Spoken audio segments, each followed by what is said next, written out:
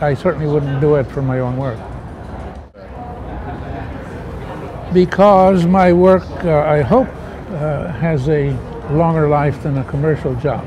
Commercial job is, you know, you wrap fish in it after a few days, but I hope that what I do as my hobby, you might say, will last longer than that. Well, it depends on what. If you're selling cornflakes or automobiles, I think manipulating is it's sort of expected because nobody believes those things anyway. But obviously, manipulation is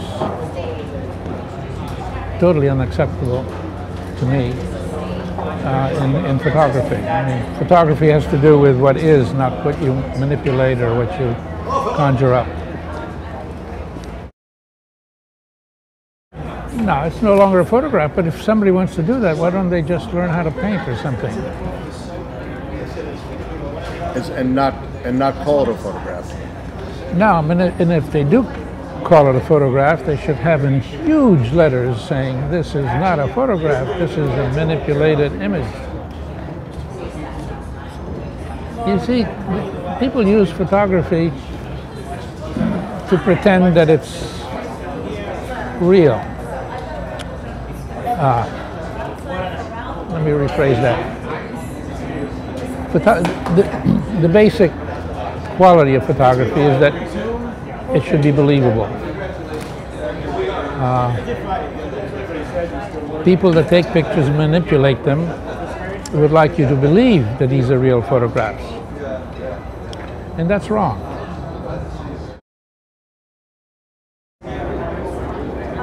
That's not entirely true. Oh, okay. It's mostly true.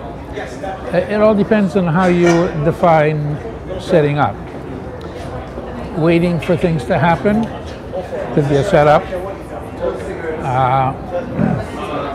Provoking certain situations could be called setting up, or not. Not all, but many, certainly. And sometimes you get very interesting reactions. Sometimes they jump, sometimes they, well, you get different reactions. But they're provoked.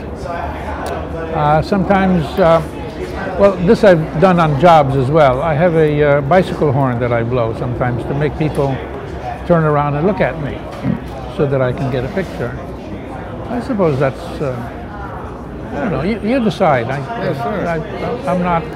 I'm not interested in making definitions. You know, I don't have a problem pointing. I mean, you can believe anything you want. I mean, is barking at dogs to provoke them, is that, how do you feel that? I do it all the time.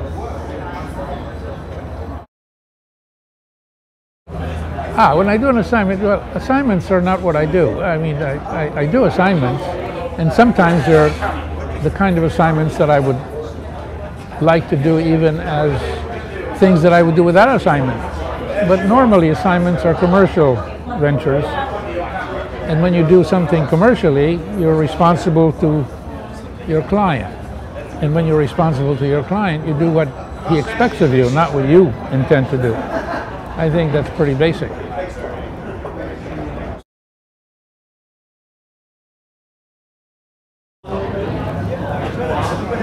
Don't want to be flip, but it's a tough racket these days. Advice, I don't know. Be an heir. That's the best advice. Do it for fun. Enjoy your passion, and perhaps the money will follow. Perhaps it will, but probably it won't.